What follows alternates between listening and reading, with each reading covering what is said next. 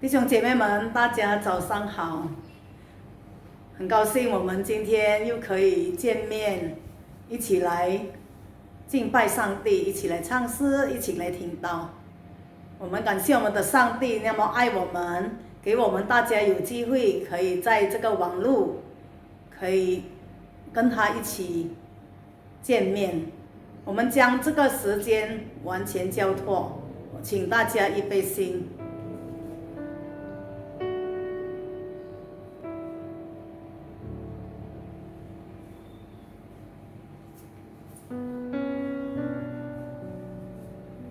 我们唱诗嘉陵颂。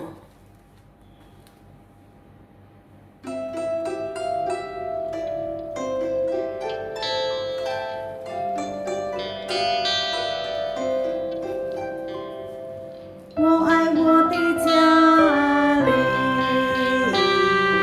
温馨又从容。它是那晚霞的花，它是那常年的酒，它是那永恒的爱，有着我在其中。多少次爱化作一个家里。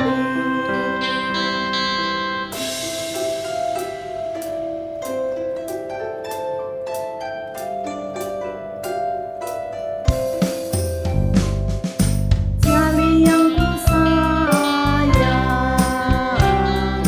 冷不的浪漫，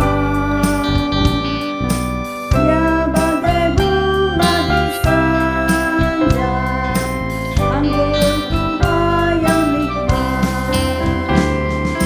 呀卡西呀呀个比，呀那鲁曼森达伊。Kasih melimpah jadilah warga Jali.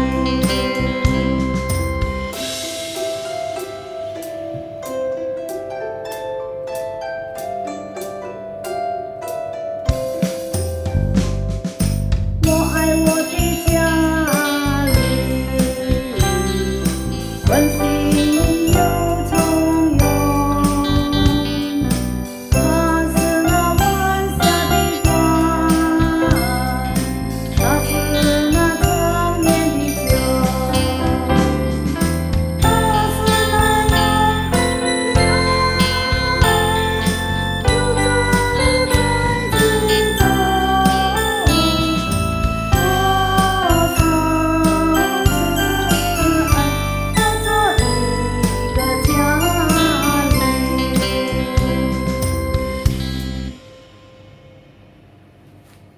我们再唱一首诗，我的神，我要敬拜你。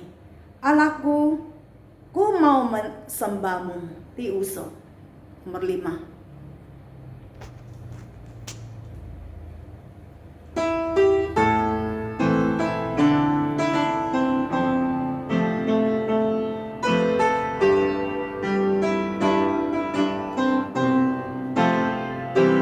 我的神，我要敬拜你，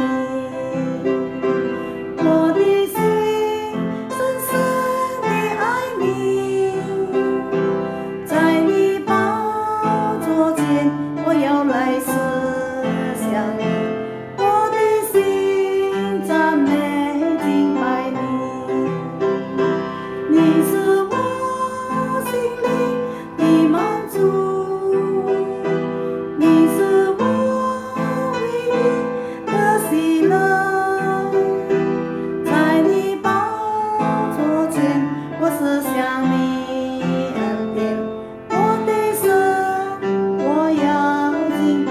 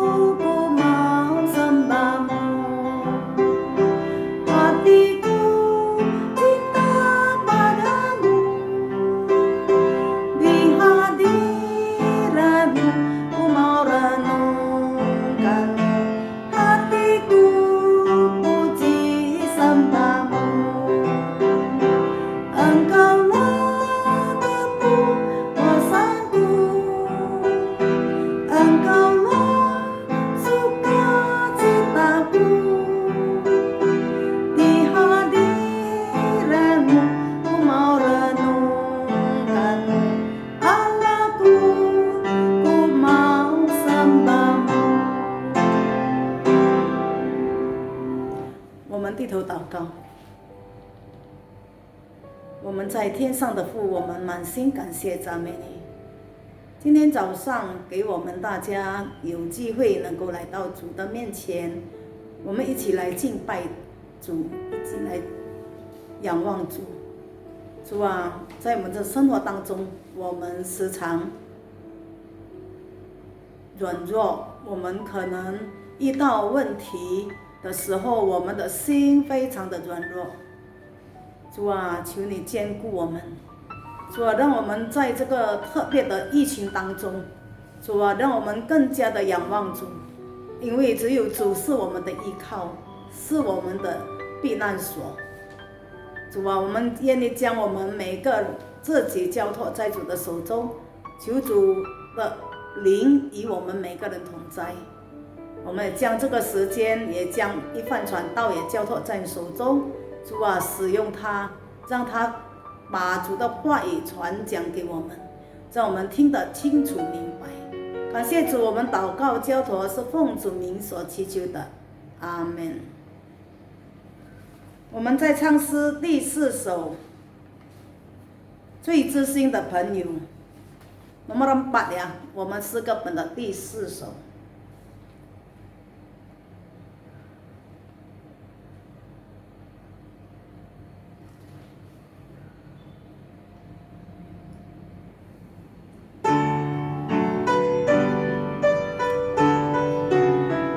我们的主耶稣就是我们知心的朋友。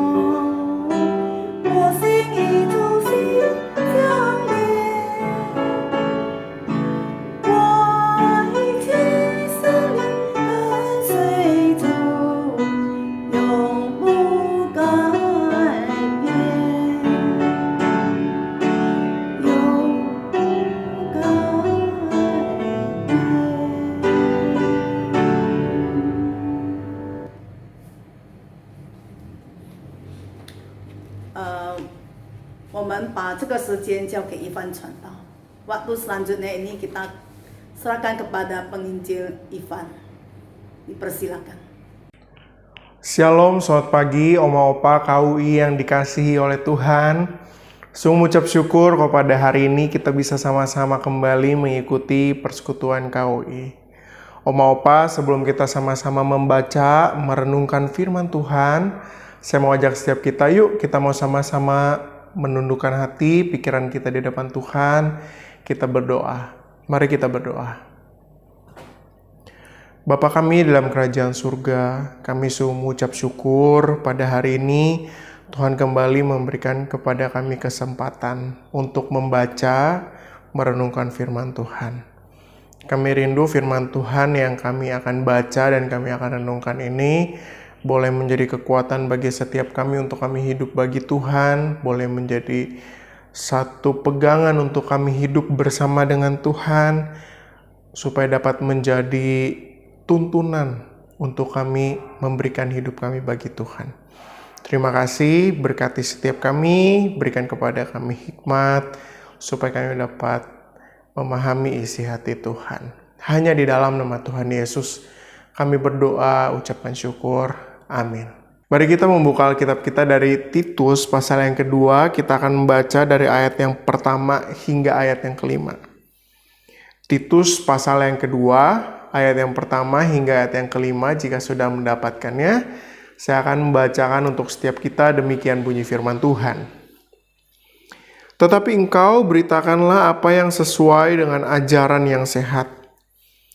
Laki-laki yang tua hendaklah hidup sederhana, terhormat, bijaksana, sehat dalam iman, dan dalam kasih, dan dalam ketekunan.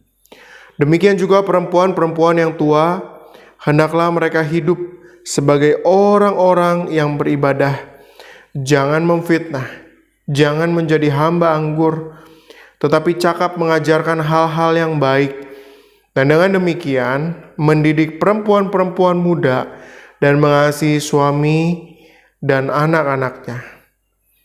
Hidup bijaksana dan suci, rajin mengatur rumah tangganya, baik hati dan taat kepada suaminya, agar firman Allah jangan dihujat. Bapak, Oma Opa yang dikasihi Tuhan, menarik sekali kalau kita melihat sekarang banyak restoran-restoran atau kedai-kedai minum, begitu ya, yang di bawah tulisan nama mereka ditulis EST titik tahun, atau kurang lebih EST itu berarti established, didirikan tahun berapa. Nah, kenapa bisa ada tulisan seperti itu? Nah, Bapak Ibu Saudara sekalian, kurang lebih sang pemilik atau owner itu mau menunjukkan berapa lama mereka sudah berdiri. Tetapi di sisi lain, ini bukan hanya sekedar sebuah pemberitahuan, sesungguhnya ini juga menjadi sebuah tantangan bagi sang owner tersebut. Untuk apa? Untuk terus mengendalikan kualitas, untuk terus mengecek kualitas dari barang yang mereka dagangkan, dari makanan yang mereka jual, dari minuman yang mereka jual. Apakah dengan berjalannya waktu, kualitas itu tetap semakin baik, terjaga, atau makin lama makin menurun, makin menurun?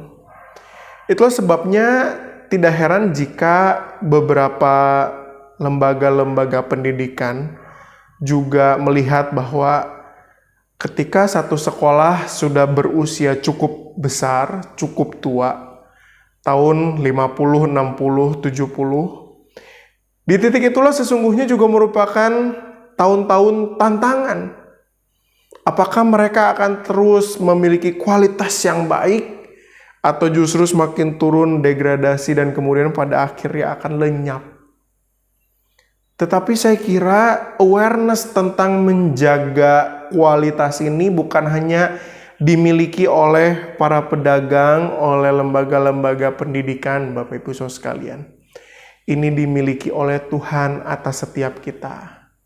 Itulah sebabnya kita dapat melihat dengan jelas pesan firman Tuhan melalui Titus pasal yang kedua, ayat yang pertama hingga ayat yang kelima ini.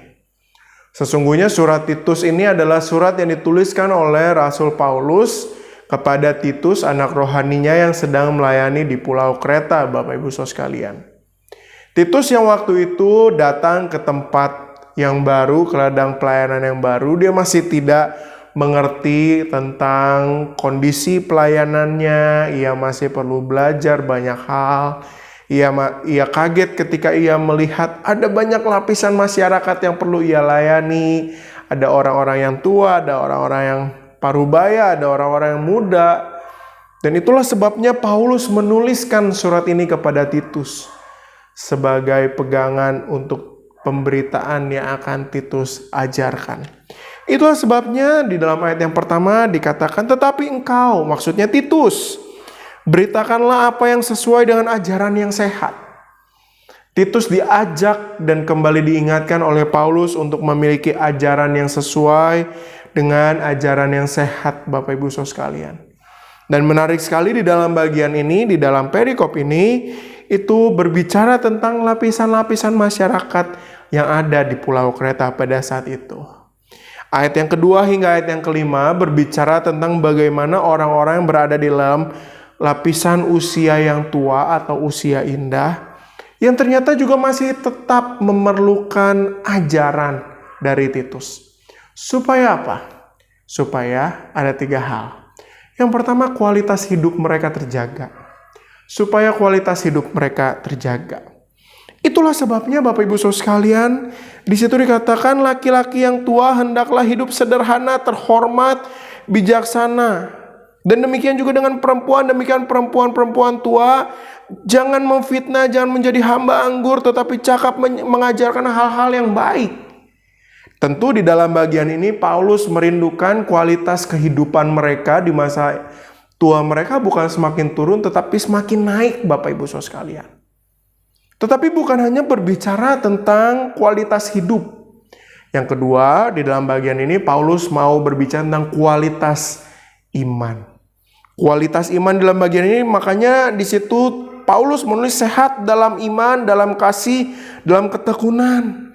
Bagi perempuan-perempuan tua di situ dikatakan mereka harus hidup sebagai orang-orang yang beribadah, hidup bijaksana dan suci. Sama seperti ketika mereka masih muda, mereka menjaga kualitas iman mereka. Itulah sebabnya Bapak Ibu Saudara sekalian, mari kita sama-sama lihat bahwa begini. Semakin tua bukannya kita semakin malas. Semakin tua bukannya kita semakin malas gerak-gerak, malas ngapa-ngapain dengan alasan badan sakit. Sama seperti Paulus yang berkata meskipun tubuh jasmani semakin lemah, tetapi biarlah tubuh rohani kita semakin terus meningkat. Kualitas hidup yang kita harus jaga. Kualitas iman yang kita harus jaga. Dan terakhir Bapak Ibu Saudara sekalian, mari kita sama-sama lihat kualitas di dalam keluarga. Itulah sebabnya di dalam bagian ini dikatakan laki-laki tua harus hidup dalam kasih, dalam ketekunan. Demikian juga dengan perempuan-perempuan yang tua. Di situ dikatakan harus mendidik perempuan-perempuan muda mengasihi suami dan anak-anaknya, baik hati dan taat kepada suaminya. Kenapa? Karena kita rentan. Kita rentan dengan konflik di dalam keluarga. Terkadang pemikiran kita berbeda dengan pemikiran anak-anak kita. Dan kita yang masih muda mungkin kita sering berbeda pendapat dengan orang tua kita. Tetapi kualitas di dalam keluarga ini menjadi hal lain yang kita perlu perhatikan, yang perlu kita sungguh-sungguh bangun dan kita jaga kualitasnya. Sekarang pertanyaannya adalah kenapa kita perlu menjaga 3 kualitas ini? Kualitas hidup, kualitas iman, dan kualitas keluarga kita. Jawabannya sederhana, ada di dalam ayat 2b. Di situ dikatakan agar firman Allah jangan dihujat orang. Agar firman Allah jangan dihujat orang. Tentu semuanya akan kembali lagi kepada Tuhan yang menciptakan kita, Bapak Ibu Saudara sekalian. Bagaimana dengan kehidupan kita? Apakah kita bisa memuliakan Tuhan? Atau justru dari kehidupan kita, kita membuat Tuhan dihujat? Itulah sebabnya penting untuk kita sama-sama menyadari bahwa kita diciptakan dengan satu kualitas yang baik dari Tuhan. Dan kita harus menjaga kualitas itu. Kualitas hidup, kualitas iman, dan kualitas keluarga yang Tuhan anugerahkan bagi setiap kita. Mari kita terus jaga kualitas itu di dalam kehidupan kita, Bapak Ibu Saudara sekalian. Dan itulah sebabnya ketika Paulus menutup surat ini, Paulus menutupnya dengan sebuah doa. Supaya apa? Supaya orang-orang yang diajarkan oleh Titus di Pulau Kreta bisa sungguh-sungguh hidup sebagaimana ajaran sehat yang dirindukan oleh Paulus, yang terlebih dirindukan oleh Tuhan. Kiranya firman Tuhan pada hari ini dapat menjadi berkat bagi setiap kita.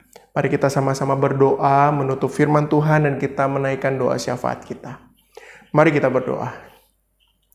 Bapa kami dalam kerajaan surga, kami sungguh mengucap syukur kalau pada hari ini Tuhan kembali mengingatkan setiap kami untuk kami dapat menjaga kualitas hidup kami, kualitas iman kami, kualitas keluarga kami. Supaya apa? Supaya nama Tuhan terus dimuliakan. Supaya nama Tuhan tidak dihujat melalui kehidupan kami. Kami rindu kiranya firman Tuhan yang sudah kami dengar, ini dapat kami lakukan di dalam keterbatasan kami, di dalam usia kami. Kami rindu Tuhan yang akan terus tolong dan mampukan setiap kami ya Tuhan. Supaya kami dapat sungguh-sungguh menjadi pelaku-pelaku firman Tuhan yang hidup di dalam kehidupan setiap kami. Pimpin dan berkati setiap kami, pimpin keluarga kami, pimpin anak cucu kami Tuhan di dalam setiap usaha, pekerjaan, studi mereka masing-masing di tengah pandemi yang belum berakhir. Tuhan yang kiranya akan terus menolong mereka. Kami juga terus berdoa Tuhan menyerahkan untuk gereja kami GKI Kanan dalam tangan Tuhan. Kami rindu kiranya Tuhan Kau akan terus menolong dan memberkati GKI Kanaan yang akan terus membuat setiap jemaat yang ada bertumbuh di dalam Tuhan, berbuah di dalam Tuhan. Inilah kerinduan kami Tuhan. Kami juga menyerahkan setiap kami yang sedang bergumul dengan sakit penyakit kami di tengah masa tua kami. Berikan kepada kami hati yang penuh sukacita. Berikan kesembuhan bagi setiap kami. Tuhan jamah, Tuhan kembali kuatkan. Terlebih dari itu Tuhan yang akan terus berikan kepada kami hati yang penuh dengan damai. Karena ada Tuhan yang tidak pernah meninggalkan kami. Kami terus berdoa menyerahkan juga untuk keluarga Imeye yang sedang berduka. Tuhan hiburkan, Tuhan kasih kekuatan. Kami terus serahkan bangsa dan negara kami Indonesia ke dalam tangan Tuhan. Tuhan yang kiranya akan terus memberkati bangsa dan negara kami, memberkati presiden kami Pak Jokowi di dalam setiap tindakan-tindakan yang akan dilakukan. Tuhan berikan hikmat. Dan khususnya Tuhan di tengah dunia ini kami berdoa supaya pandemi COVID boleh segera berakhir. Kami memohon belas kasihan Tuhan. Kami juga terus menyerahkan untuk konflik Rusia dan Ukraina. Kami memohon kiranya kedamaian dari Tuhan. Tuhan anugerahkan bagi kedua negara ini sehingga mereka pun boleh segera berdamai. Terima kasih. Hanya di dalam nama Tuhan Yesus kami berdoa, ucapkan syukur. Amin. Tuhan Yesus memberkati setiap kita. 我们再唱一首诗，天天赞美主。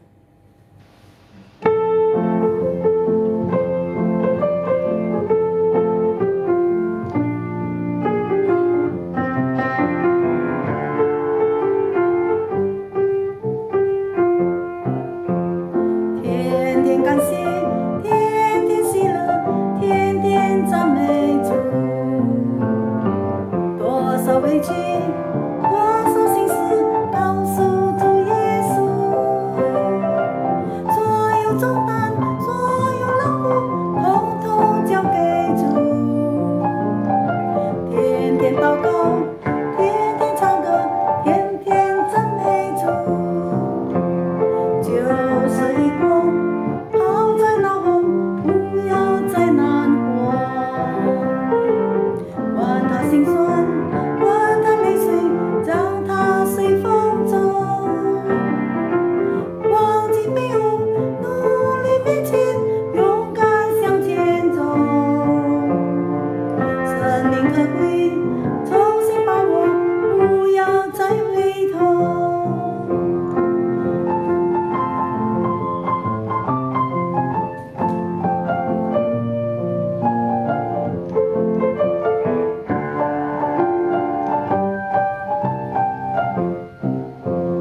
天天感谢，天天喜乐，天天赞美主。